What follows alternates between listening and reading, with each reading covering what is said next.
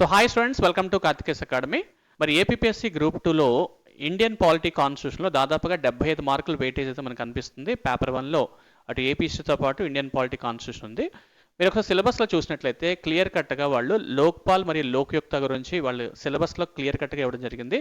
కాబట్టి అభ్యర్థులు 1 మార్కు తప్పనిసరిగా వచ్చే అవకాశం ఉన్నటువంటి ఏరియాస్లో మరి లోక్పాల్ లోక్యుక్త కనిపిస్తుంది.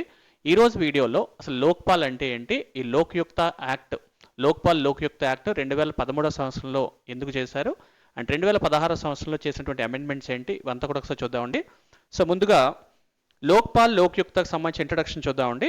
సో ఈ ఇన్స్టిట్యూషన్స్ మరి ఏ విధంగా ఏర్పాటు చేశారు అంటే, అంబుడ్స్మన్ వ్యవస్థ అనేది మొట్టమొదటిసారిగా స్వీడన్ దేశంలో 1809 సంవత్సరంలో ఏర్పాటు చేయడం జరిగింది.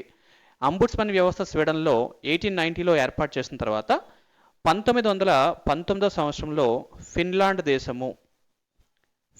దేశం కూడా దీన్ని ఏర్పాటు చేసుకున్నారు. తర్వాత 1955లో డెన్మార్క్ దేశం కూడా దీన్ని ఏర్పాటు చేశారు. 1962లో నార్వే దేశంలో కూడా ఈ అంబుడ్స్మన్ వ్యవస్థను ఏర్పాటు చేయడం జరిగింది.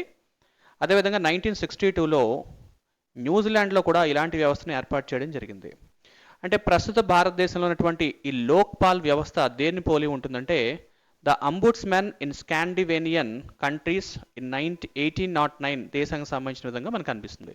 అసలు లోక్పాల్ అంటే ఏంటంటే, లోక్పాల్ అనగా లోక్ అంటే ప్రజలు అని, ప్రజలు, పాల్ అంటే కేర్ టేకర్, సో కేర్ టేకర్గా మనకు అనిపిస్తారు.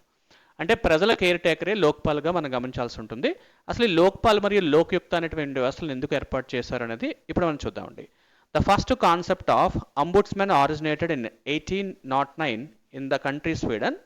In India, Ashok Kumar Sen was the first person who propose the concept in parliament in 1960. దీని తర్వాత భారతదేశంలో ఈ లోక్పాల్ వ్యవస్థ ఏర్పాటు అవడానికి గల ప్రధాన స్టేజెస్ వైజ్ చూసుకున్నట్లయితే, the first administrative reforms commission under the chairmanship of Morarji Desai recommended setting up of 2 special authorities designated as Lokpal and Lokyukta for the redressal of the citizen grievances. అంటే భారతదేశంలో అవినీతిని నిర్మూలించడానికి అనేక వ్యవస్థలు ఏర్పాటు చేసినప్పటికీ, ముఖ్యంగా central bureau of investigation కానవచ్చు, CVC కానవచ్చు, ఇంటెలిజెన్స్ బ్యూరో కానవచ్చు, ఇలాంటి అనేక వ్యవస్థలను ఏర్పాటు చేసినప్పటికీ కూడా ఒకవేళ ప్రభుత్వ ఉద్యోగులు కనుక ఈ కరప్షన్స్ కానీ బ్రైబరీలో కనుక ఇన్వాల్వ్ అయితే వాళ్ళని ఏ విధంగా పనిష్ చేయాలనే ఉద్దేశంతో ఈ లోక్పాల్ వ్యవస్థని ఏర్పాటు చేయాలని ఒక నిర్ణయం తీసుకోవడం జరిగింది. మరి దానికి సంబంధించి 2005 సంవత్సరంలోని second administrative reforms commission chairman అయినటువంటి శ్రీ వీరప్ప మొయిలీ గారు కూడా లోక్పాల్ వ్యవస్థను త్వరగా ఏర్పాటు చేయాలని కూడా రిపోర్ట్ ఇవ్వడం జరిగింది. మరి ఈ రెండు విషయాల తర్వాత ముఖ్యంగా 2011 సంవత్సరంలో అన్నా మూవ్మెంట్ అని ఢిల్లీలో ఏర్పాటైందండి.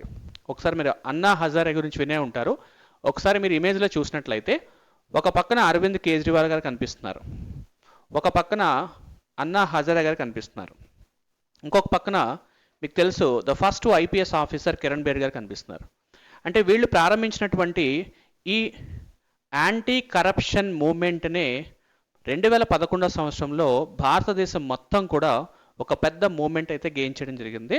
తద్వారా సో ఈ యాంటీ కరప్షన్ యాక్టివిస్ట్ అయినటువంటి అన్నా హజారే గారు ఏర్పాటు చేసినటువంటి ఒక హంగర్ స్ట్రైక్ అనేది భారతదేశం మొత్తాన్ని కూడా ఈ కరప్షన్ గురించి అవగాహన కల్పించి ఒక వ్యవస్థను ఏర్పాటు చేయాలని నిర్ణయం తీసుకోవడంతో భారతదేశానికి సంబంధించినటువంటి పార్లమెంటు 2013 సంవత్సరంలో లోక్పాల్ మరియు లోక్యుక్త అనేటువంటి ఒక చట్టాన్ని తీసుకురావడం జరిగింది.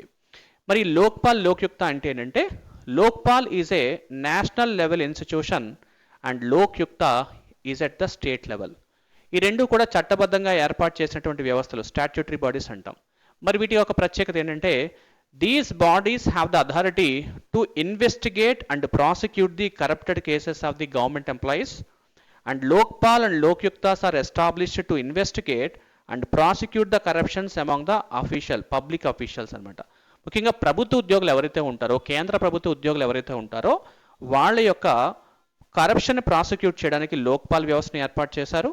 మరి రాష్ట్ర ప్రభుత్వంలో ఉన్నటువంటి పబ్లిక్ అఫీషియల్స్ చేసేటువంటి కరప్షన్స్ని ప్రాసిక్యూట్ చేయడానికి లోక్యుక్త అనేటువంటి బాడీస్ని ఏర్పాటు చేశారు. రైట్. ఇప్పుడు మరి ఏ విధంగా ఎన్నుకుంటారు ఈ లోక్పాల్ మరియు లోక్యుక్త సభ్యులు అంటే దానికి ఒక సెలక్షన్ కమిటీ ఉందండి. This members are appointed by the president on the recommendation of a selection committee which comprise of very very important. ఈ యొక్క సెలక్షన్ కమిషన్లో ఎవరెవరు ఉంటారు, ఏ విధంగా లోక్పాల్ యొక్క చైర్పర్సన్ని మరియు మిగతా మెంబర్స్ని ఎన్నుకుంటారు అంటే the prime minister as a chairperson of this selection committee and speaker of Lok Sabha and leader of oppositions in Lok Sabha. ఇది గుర్తుపెట్టుకోండి, మరొకసారి డిస్కస్ చేద్దాం దీని గురించి. దీన్ని ఎల్ఓపి పోస్ట్ అంటుంటాము. So first prime minister as a chairperson, speaker of Lok Sabha ఉంటారు, leader of opposition of Lok Sabha and the chief justice of India or a judge nominated by CJI or one eminent jurist. సో ఈ విధంగా ఒక selection కమిటీని ఏర్పాటు చేసి ఈ సెలక్షన్ కమిటీ రికమెండ్ చేసినటువంటి వ్యక్తుల్లో కొంతమంది వ్యక్తుల్ని మెంబర్స్గా తీసుకుంటారు, మరియు రిటైర్డ్ సీజే ఎవరైతే ఉంటారో వాళ్ళనే లోక్పాల్ యొక్క చైర్పర్సన్గా తీసుకుంటూ ఉంటారు. మరి ఈ యొక్క సెలక్షన్ కమిటీకి సెలెక్ట్ చేసేటువంటి వ్యక్తుల కోసము ఒక సెర్చ్ ప్యానల్ కమిటీ కూడా ఉంటుందండి. అంటే సెలక్షన్ కమిటీకి లిస్ట్ ఆఫ్ పీపుల్ని రికమెండ్ చేయడం కోసం ఒక సెర్చ్ ప్యానల్ కమిటీ ఉంటుంది. దాంట్లో ప్రధానంగా 8 మంది తీసుకుంటారు. ఇప్పుడు టోటల్గా మన లోక్పాల్ వ్యవస్థలో ఉండేటువంటి కాంపోజిషన్, వాళ్ళకి ఎలిజిబిలిటీ ఒకసారి చూద్దాం. కాంపోజిషన్ అంటే ఎంతమంది వ్యక్తులు ఉంటారని తెలియజేస్తుంది. According to this act of Lokpal, the Lokpal panel must have a chairperson and A maximum of 8 members only. అంటే మీకు ఎంతమంది కనిపిస్తారు? 1+8 మెంబర్స్ కనిపిస్తారు. ఈ 8 మందిలో మళ్ళీ 4 అంటే 50% ఆఫ్ ది పీపుల్, ఒకవేళ 8 మంది తీసుకుంటే so 50% of the panel are from judicial members only and remaining 50 members are from the members consist of SC, ST, OBC, minorities and women. అంటే ఈ కేటగిరీలో వ్యక్తుల్ని మిగతా 50% మెంబర్స్కి లోక్పాల్కి తీసుకోవడం జరుగుతుంది. టోటల్గా 1 చైర్పర్సన్ ప్లస్ 8 అదర్ మెంబర్స్ మనకి లోక్పాల్ వ్యవస్థలో ఉంటారనమాట. మరి వీళ్ళ యొక్క చైర్పర్సన్ జనరల్గా లోక్పాల్కి ఎవరిని తీసుకుంటారు అంటే రిటైర్డ్ సిజేఐ, బికాజ్ అప్పటికే చీఫ్ జస్టిస్ ఆఫ్ ఇండియాగా అద్భుతమైనటువంటి పాత్ర వహించి ఉంటారు కాబట్టి అనేక కేసెస్లో చాలా ట్రాన్స్పరెంట్గా కేసులను డీల్ చేసినటువంటి వ్యక్తులైతే సో లోక్పాల్కి అద్భుతంగా సూట్ అవుతారనే ఉద్దేశంతో a person must served as a chief justice of India or a judge of supreme court. So retired అయిన తర్వాత వీళ్ళు తీసుకోవడం జరుగుతుంది. ఇక సెలక్షన్ కమిషన్ తర్వాత టెన్యూర్ చూద్దామండి. ఇది చాలా చాలా ఇంపార్టెంట్. సో వీళ్ళు ఎంత కాలం వరకు కూడా ఈ పదవిలో ఉండొచ్చు అంటే so up to a term of 5 years, గుర్తుపెట్టుకోండి sir, or until they attain the age of 70 years. మరొకసారి లోక్పాల్ రిటైర్డ్ అయిన తర్వాత వాళ్ళు మళ్ళీ తిరిగి రీఅపాయింట్మెంట్ అయితే తీసుకోవడం లేదు. సో లోక్పాల్ యొక్క టెన్యూర్ వచ్చేసి అయితే 5 years ఉండొచ్చు, లేదంటే up to the age of 70 years వాళ్ళు మెన్షన్ చేయడం జరిగింది. ఇక జ్యూరిస్డిక్షన్, మరి లోక్పాల్ ఎవరెవరి కేసెస్ మీద ఇన్వెస్టిగేషన్ చేయొచ్చు అంటే over the prime minister, over the ministers, అంటే లోక్సభ మరి రాజ్యసభలో ఉన్నటువంటి మినిస్టర్లు ఎవరైతే ఉంటారో వాళ్ళ మీద లోక్పాల్కి ఎంక్వైరీ చేసే అధికారం కలిగి ఉంది. అంటే ఒక సివిల్ కోర్టుకు ఉండేటువంటి పరిధంతా కూడా లోక్పాల్కి ఉంటుంది. అలాగే మెంబర్ ఆఫ్ పార్లమెంట్స్, సో లోక్సభలో రాజ్యసభలో ఉండేటువంటి ఎంపీస్ మీద కూడా ఏవైనా ఎలిగేషన్స్ ఉంటే వాటి మీద ఎంక్వైరీ చేసే అధికారం లోక్పాల్ కలిగి ఉంటుంది. ఇక సెంట్రల్ గవర్నమెంట్ ఆఫీషియల్స్ మీద కూడా ఎంక్వైరీ చేసే అధికారం కలిగి ఉంటుంది. నెక్స్ట్ అపాయింట్మెంట్ అండ్ రిజిగ్నేషన్ అండి. రాష్ట్రపతి అపాయింట్ చేస్తుంటారు, రిజిగ్నేషన్ కూడా వీళ్ళు రాష్ట్రపతికి సబ్మిట్ చేస్తుంటారు. ఇంకా శాలరీకి వస్తే the salary and allowances are equal to CJI or a judge of supreme court. మరి లోక్పాల్ యొక్క చైర్పర్సన్ యొక్క salary so CJI chief justice of India శాలరీకి ఈక్వల్గా ఉంటుంది. ఇక role of ombudsmen, the Lokpal and Lokayukta perform the functions of a ombudsman. They have the power to enquire in to the allegations of a corruption against certain public bodies. ఈ లోక్పాల్ లోక్యుక్త అంటే కేంద్ర ప్రభుత్వానికి సంబంధించినటువంటి ప్రభుత్వ అధికారులు సో ఈ యొక్క అవినీతిలో కనుక ఇన్వాల్వ్ అయినట్లయితే వాళ్ళని ఎంక్వైరీ చేసే అధికారం లోక్పాల్కి ఉంటుంది. రాష్ట్ర ప్రభుత్వాలకైతే లోక్యుక్త అనేటువంటి బాడీస్ని ఏర్పాటు చేయడం జరిగింది. ఇక 2013 సంవత్సరంలో చేసినటువంటి ఈ లోక్పాల్ లోక్యుక్తాన్ని 2016 సంవత్సరంలో ఒక అమెండ్మెంట్ చేశారు. ఇది కూడా చాలా చాలా ఇంపార్టెంట్. ఇదేంటంటే మనం చూసినటువంటి సెలక్షన్ కమిషన్లో లీడర్ ఆఫ్ అపోజిషన్ అనేటువంటి పదం కనిపిస్తోంది. అంటే లీడర్ ఆఫ్ అపోజిషన్ అంటే ఎవరికైతే లోక్సభలో 1/10 సీట్స్ వస్తాయో, టోటల్ స్ట్రెంత్ ఆఫ్ లోక్సభ తీసుకుంటే అంటే అట్లీస్ట్ 55 మెంబర్స్ ఆఫ్ సీట్స్ వస్తేనే కానీ వాళ్ళకి లీడర్ ఆఫ్ అపోజిషన్ హోదా అనేది ఇవ్వడం లేదు. మరి గత ఇది 2013 సంవత్సరంలో కదా చట్టం జరుగుతుంది. మరి 2014 సంవత్సరంలో కాంగ్రెస్ ప్రభుత్వానికి మరి 55 సీట్స్ రాలేదు. కాబట్టి లీడర్ ఆఫ్ అపోజిషన్స్ అనే పదవి లేకపోవడం వలన మరి లోక్పాల్ వ్యవస్థను ఏర్పాటు చేయలేకపోతున్నామని ప్రభుత్వం చెప్పడం జరిగింది. అందుకోసం 2016లో ఈ లీడర్ ఆఫ్ అపోజిషన్ అనేటువంటి పదవిని రీనేమ్ చేస్తూ దాని ప్లేస్లో మరొక పదాన్ని తీసుకొచ్చారు. అది ఇప్పుడు చూద్దామండి.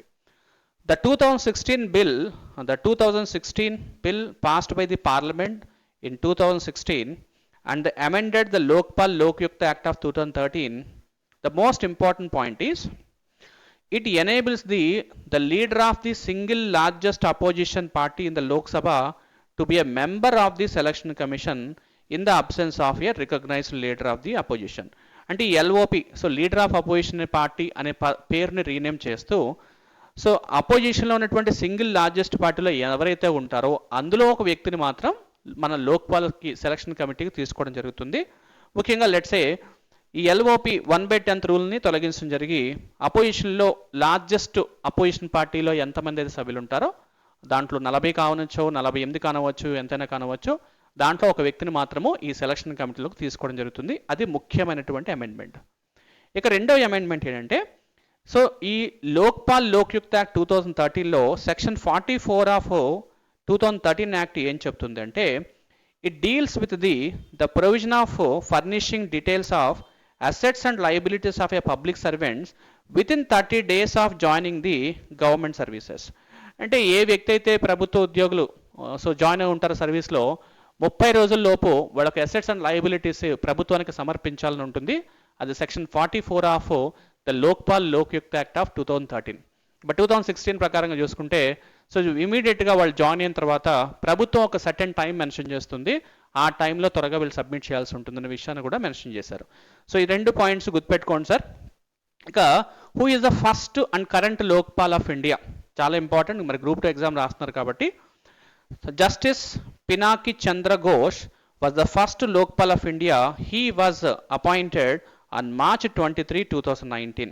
సో ఫస్ట్ లోక్పాల్ వచ్చేసి పినాకి చంద్ర ఘోష్ గారు. ఇంకా ఇటీవల ఏర్పాటు చేసినటువంటి అంటే 2024లో అపాయింట్ చేసినటువంటి justice Ajay Manik Rao is the current Lokpal of India. He was appointed on 2024. గుర్తుపెట్టుకోండి. సో పినాకి చంద్ర ఘోష్ గారు అండ్ అజయ్ మాణిక్ రావు గారు ప్రెసిడెంట్ లోక్పాల్గా బాధ్యతలు నిర్వహిస్తున్నారు. మరి కాంపిటేటివ్ ఎగ్జామ్స్లో తప్పనిసరిగా లోక్పాల్ లోక్యుక్త గురించి అడుగుతుంటారండి. వీటి మీద మరికొన్ని మల్టిపుల్ చాయిస్ క్వశ్చన్స్ మన నెక్స్ట్ వీడియోలో చూద్దాం. And I wish you all the best. Thank you very much. మన కార్తికేస్ అకాడమీ బోత్ ఆఫ్లైన్ మరియు ఆన్లైన్లో గ్రూప్ 1 గ్రూప్ 2కి సో చక్కటి కోచింగ్ అయితే మనకు అందించడం జరుగుతుంది. సో ఎవరైతే మన కార్తికేస్ అకాడమీ జాయిన్ అవ్వాలనుకుంటున్నారో ఈ నెంబర్కి మీరు కాల్ చేయొచ్చండి. 9000022478 కాల్ చేయండి. అండ్ ఏపీఎస్సి గ్రూప్ 1 మరియు గ్రూప్ 2కి అటు ఆఫ్లైన్ ఆన్లైన్లో అడ్మిషన్స్ అవుతున్నాయి. Thank you very much and have a nice day.